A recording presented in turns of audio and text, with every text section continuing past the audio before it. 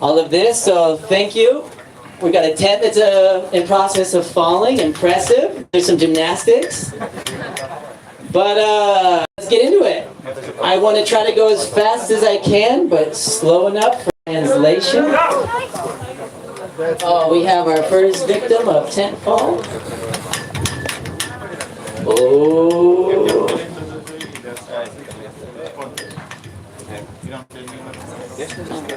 We do not. Sabes o que é que não cai? É a sombra das árvores. Não cai. Try this. Please hold. Technical difficulties. Bom, então, pessoal, vou aproveitar só para vos dizer, estamos aqui então em cobra de This might be a good time for everyone to pay attention to the poles around you and holding this up. They are liable to fall. By being in this tent, you have waived all rights to legal suit. And be here at your own risk.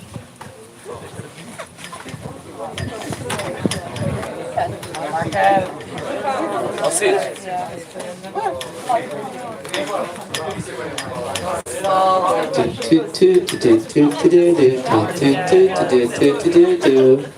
Temporary delays.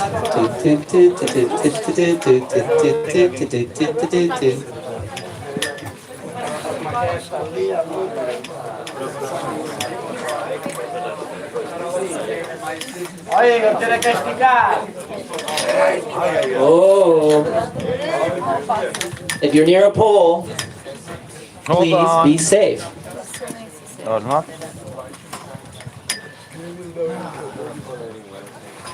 Okay, a good moment for some pole dancing. And a good moment for pole dancing we hear from the side. Dun, dun, dun. And pole dancing takes many shapes and forms. Some unexpected, some intense. Yeah. Cada vez gasto mais tiro. This is my time, you can't do this.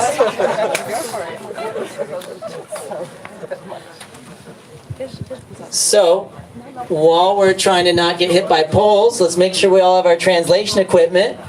Looks like we have special reinforced poles by people. Very nice.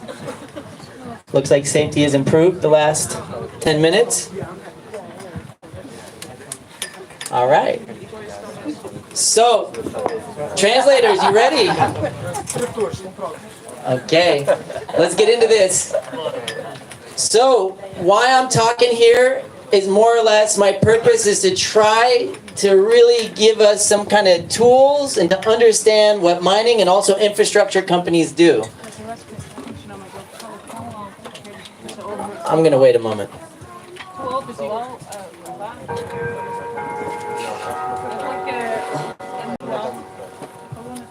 Okay, so the purpose of me being here is to really try to give you some pretty predictable patterns, tools and or weapons that companies and infrastructure companies use to get what they want. And as this saw, it's kind of based under this kind of idea of the social license to operate. But before this, why am I the one talking? Ultimately, since 2014, I have professionally gone in and investigated environmental conflicts around infrastructure, specifically wind energy, but also energy transformers, copper mines, coal mines led by my lovely colleague, Andrea Brock, as well as, copper, and also a series of energy infrastructure and other wind projects in the Iberian Peninsula and France. So I have a lot of experience wasting a lot of my time talking to a lot of people, going through a lot of documents, a lot of time in front of a computer, a lot of time playing university bureaucracy. And so that's why I'm talking here with you today. But one of the things that I've brought forward around this time in 2014 is actually understanding land conflicts through the perspective of counterinsurgency. So that is through a framework of warfare or low-intensity warfare or population control. And counterinsurgency, which we've already heard from our earlier presentations, is ultimately a style and method of warfare developed in the colonies. Specifically and famously employed in Malaya, Kenya, Latin America, but also Northern Ireland. But these kind of methods of warfare have become rather generalized.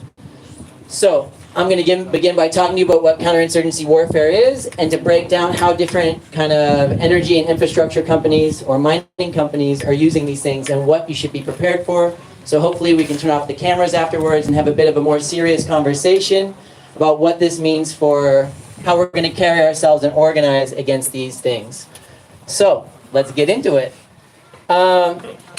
So ultimately what I'm talking to you about today you can find in numerous academic articles, a ton by myself, also Andrea and others. But what is coin? So counterinsurgency, I think the wind is taking the microphone away.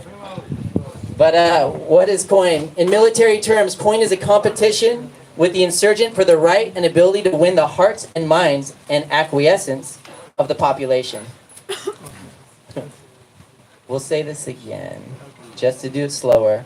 Counterinsurgency is a competition with the insurgent for the right, ability to win the hearts and minds and acquiescence of the target population. So this is in military terms, but you can see this has a wide applicability. But what does hearts mean? Hearts means persuading people that your best interest, so the company or the military occupation, is served by their success. So this means really capturing your heart to make sure that you believe in their cause, their development, their progress, their democracy. Likewise, minds means persuading people their best interests are served by their success. So really believing in it. Oh no, but that's minds. But convincing people that they can protect you and that resisting them is pointless. So this means really getting in your mind, to really believing that they have the power, but that they can help you, and that you want to be on their side. But I'm speaking in military terms, so this is referring to what's identified as being an insurgent. And what's often classified as being an insurgent is literally any group or population in opposition to government or policing operations or their policies. And this has been rapidly expanded towards nonviolent protest or civil disobedience. And that's the kind of thing about counterinsurgency, is it's really a police and military civil operation that combines every single aspect of governmental institutions, policing, welfare, media, and things like this. So it means there's no rules in terms of how people can be persuaded and what will be done so you can get, or specifically what governments, they can maintain population stability, and that's really the key point in counterinsurgency. The whole philosophy and logic behind it is you can't eliminate conflict, but you can actually manage it, you can influence it, you can make it controllable. So it accepts conflict, it accepts struggle, but it is how to influence and intervene into the psychologies and mentalities of people to demoralize them, to confuse them, to divide them, to make it so this situation can be governed, or a project can be brought into place. And before we get into the specific techniques, which will more or less be the duration of my talk, it's important to understand how counterinsurgency was originally conceptualized. I gotta go slow. But ultimately, back in the 1970s, Brigadier General Kitson, he conceptualized an understanding that counterinsurgency you can understand in 3 phases. This is what the military was talking about.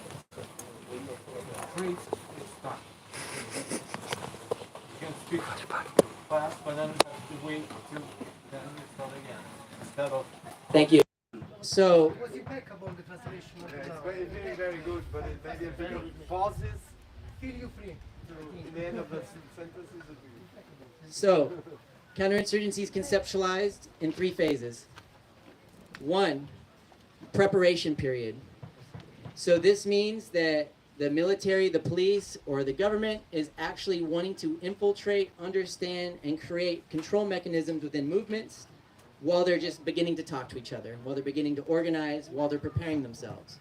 So the idea is to influence the minds and mentalities of people as early as possible. And this is very concerning, because this is actually opening the situation to actually understanding the population as an enemy, preemptively, in the beginning before anything happens, as a potential threat.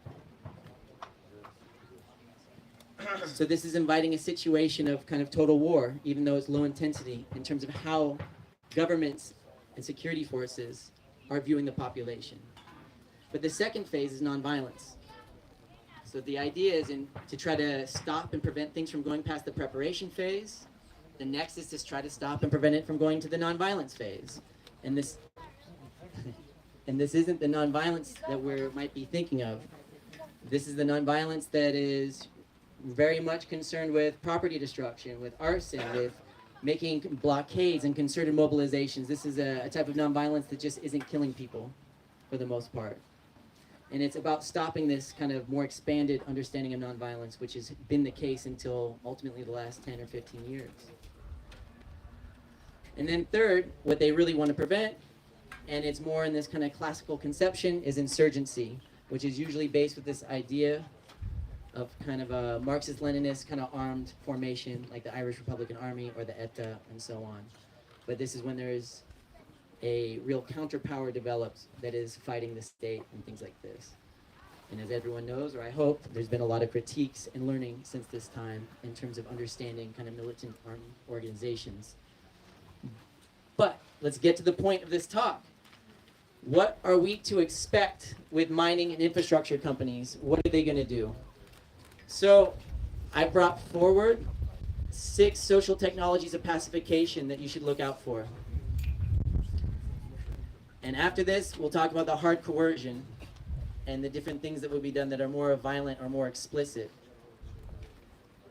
But specifically in this case, I think the soft social technologies of pacification are going to be things that are a bit more insidious, a bit more difficult to struggle against in many ways. And we'll actually be able to talk after this, a more detailed case study in terms of what that looks like in another country. So, let's get into number one. Number one is social development. Social development is something that we all know as something being very positive. Yeah. There's university programs designed in development studies to go help the underprivileged and raise them up. But what does this mean when it's applied to a kind of environmental conflict, or when someone wants the lithium, or when someone wants the copper, or the critical raw materials in the ground?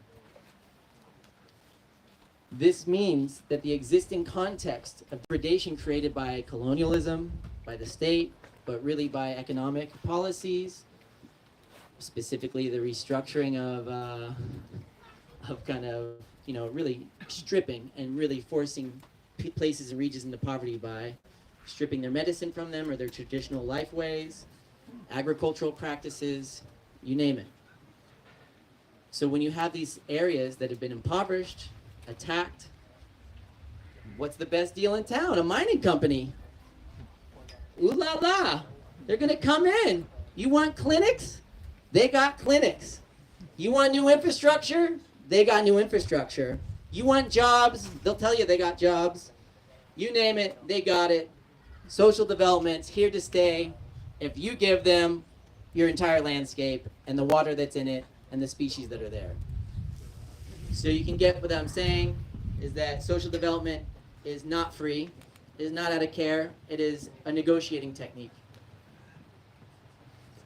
So watch out when people are trying to do things for you and they're selling you nice things. But we can talk about all these things for a long time, but I want to try to keep this short. So 2, public relations. And the 6 things I'm going to tell you about are all intimately connected and self-reinforcing. But public relations, as you all know, is just a nice way to talk about propaganda. And this means the way that different companies, or even in collaboration with government institutions, are ultimately promoting a certain line and pathway of development. So for example, around Covos, or in the Barroso region, the way that there's newsletters from the company, radio advertisements, billboards, I believe there stuff on television, but you'll probably see television. But ultimately, it's their psychological operations designed in every way, shape, or form to influence what you think, to provide as much as much of a, to get their message to the population the best that they can about what they're doing is bringing social development or going to bring prosperity and a new way to live. And it's not, yeah. Again, this also looks like funding cultural events, sports teams, I believe rally cars as something is going on around here, and also mountain bike teams.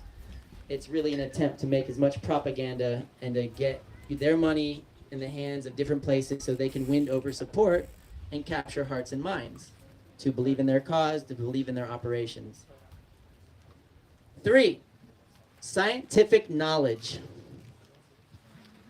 Scientific knowledge is the way that social scientists are employed in conflict areas or environmental conflicts that is in the service of the company. And there's roughly 3 ways that social scientists are employed.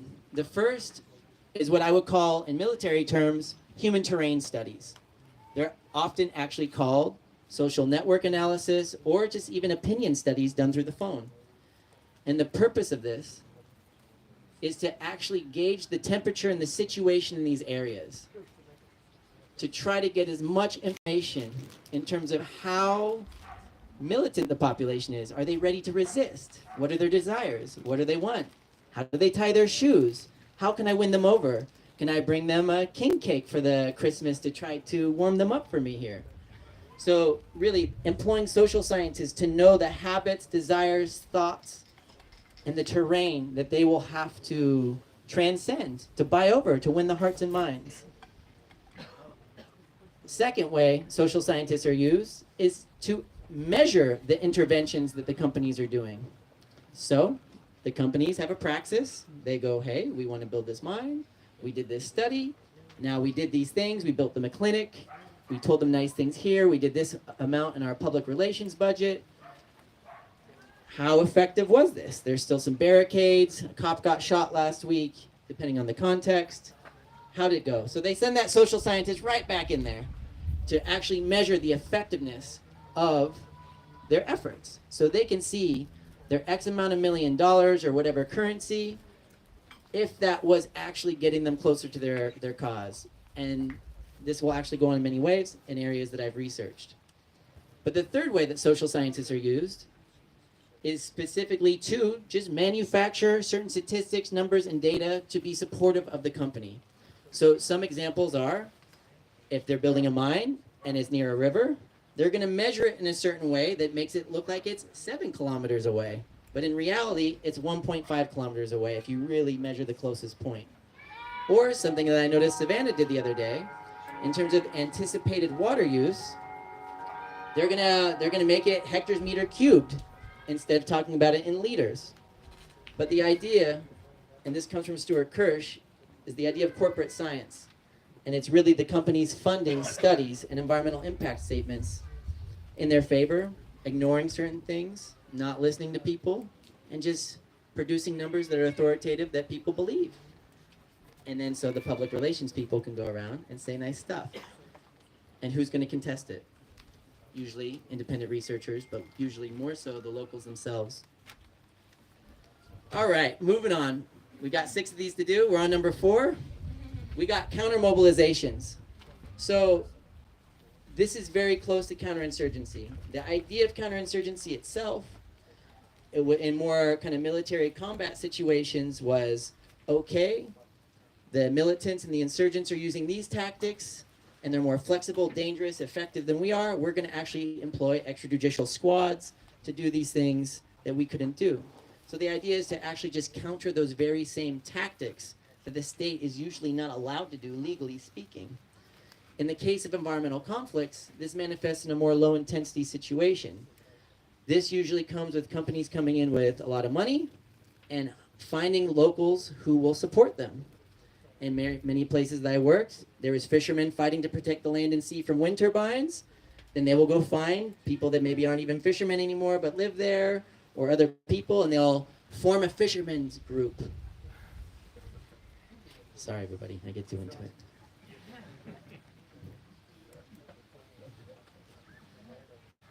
But they form a fishermen's group. And so the idea is that they're actually paying or constructing counter organizations to the people who are resisting the infrastructure and mining projects. This also looks like developing teams of public relations outreach. So going to a region and actually picking the people sympathetic, or if it's particularly poor and people want to have a certain level of social development and TVs and cars, which is understandable, they'll find them and they'll say, hey, we'll give you a job, but you're going to have to go door to door with our pamphlets and talk about how great our project is. Or, as may be the case here, they will find someone who's influential in the community and they will pay them to go contract land and go door to door. So, the general idea of this fourth point is that there's going to be this kind of counter grassroots organization, or this kind of astroturf grass, or these proxy NGOs or groups that are created specifically designed on the ground to try to counter and to silence oppositional voices. Almost there. Number 5. Greenwashing. This one's simple, pretty popular term. It's just the use of environmental standards, numbers, claims, data to just say that it's environmentally friendly. For example, we have the kiosk across the street. It says working for energy transition and to decarbonize or something along these lines. So this is a company to help the environment and to do great things. It's going to make a better world with more electric vehicles, whatever that really means. And so really this idea of greenwashing is the way that sustainable development, some type of environmental whatever, how it's constructed by researchers that I see do things that I don't understand, and how they can make data points and say, this is green, this will make a better future, even though we've got a good 30 or 40 years of environmental regulations and meetings that have led us to the exact same trajectory we're on. All right, finishing it up. Number 6. Infrastructure. So not only are the companies making counter groups and trying to kind of get colonial collaborators or people for the region that they're in, but they're also making a counter infrastructure. And again, the kiosk is a great example. If you want to conquer a territory, if you want to occupy or colonize a region, you need to get a foothold. You need to have a permanent presence. You do this with personnel, but you also do this with infrastructure. So, get an information point right in the middle of the town. There you go. There's an example of counter infrastructure. Always with that nice sign, untouched. Villagers seem to tolerate it. So resistance, there's small signs of resistance. And there you go. Other examples of using museums to celebrate mining, to actually create, as you'll hear about in the next presentation, extractive attractions of turning mines into, historical journeys or places to have your prom and go to the bar and take sunbathe in front of the giant mines. Again, I recommend the next presentation. And it's rather ridiculous, but you'll see these things, you'll see these strategies and tactics everywhere. And there's another side to this kind of infrastructure, and that's specifically the creation of non-material infrastructures, meetings, consultations, inclusion processes, where these are just and inclusive ways to participate in the new infrastructure or mining project. But never are you allowed to say no, never are you allowed to reject these projects, but you're allowed to participate, because this is democratic and inclusive. Yet, you can talk all day, your word is so valuable to us as the company, so valuable. But in the end, it doesn't really matter. But you participated, it's democratic. So this is to say that infrastructure takes non-material forms as well, in terms of actually catching people up, wasting their time, draining their resources. And in the end of the day, it's rather simple. You might not want those people here, you don't want that project. Going to their meetings is certainly not helping them go away. So, what does that mean? So, these are the 6 kind of soft and insidious ways this can happen. The other ways this happens, when the velvet glove doesn't work, is the iron fist. And Again, this is in a paper called Wind, Coal, and Copper, reviewing a lot of the work I've done, where you can find this stuff. But in addition to the 6 social technologies of pacification, you have the hard coercive techniques. And so there's scientific violence. There's a science of actually breaking people and getting them to submit, to demoralize them, which the 6 are a part of. But then the more easy ones to identify are, you have overt coercion, which is this one, the riot police coming in, the military, breaking things down, more or less employing a scorched earth tactic of just displacing people, ripping them off their land. Very easy to identify as horrible and messed up. But more interesting is the covert. And this is when there's more kind of a low intensity attack. And this is sometimes just people shooting in front of your house. This is threats, death threats being left at your house or on your car, having your tires slashed, or just crime. Say someone who's been organizing against something just gets abducted, or they get robbed and killed or stabbed in the alleyway, but they happen to be a very important person who is fighting against this. There's endless examples of this. Or home invasions, but ultimately the way that people are being attacked in various and covert ways to intimidate them to stop their struggle, to stop usually mine or infrastructure projects. And finally, surveillance. There's overt surveillance to try to make you paranoid and to intimidate you. And remember, a lot of this, and thinking about this stuff, paranoia is a weapon. Paranoia is a weapon that tries to disable you from acting, to make you be self-important, that they're out to get you and to enter the realm of conspiracy theory. Yeah, in principle, this whole system's out to get you. If not going at you for your kind of marketing means, it's going at you for your political beliefs, to sell your data. It's out to get you. It's no surprise. It's rather normal and institutionalized. But there are ways when surveillance is done in a way to try to get in your head, to make you scared. And whether they are or aren't, it doesn't matter. But you'll see this with police helicopters and drones flying over your climate camps or the areas that you're struggling. You'll see this with cars tailing you. You'll see this with people following you around. But these are efforts to just try to get in your head. These are ways to try to really just try to break you, to wear you down, to make you tired, to deteriorate your health. But the more insidious is the more covert surveillance, when there's actually, hacking your phones, going at your computer, and then there's also overt versions with your computers when there's actually messages left on your computer but again, that's to get in your head. But the more silent type is when you don't see it. It's harder to see, and they're actually just trying to watch and to do different stuff to compile court cases against you. But a lot of times that might not even be happening, and you have to be very careful with allowing yourself to be paranoid. But these are the things that you have to look out for.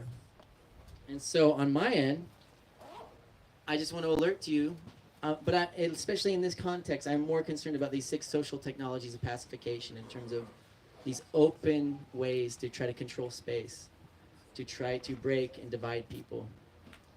But with these, I'm going to stop talking now in a moment, but just to really think and to relate this to how you're struggling, to why you're here.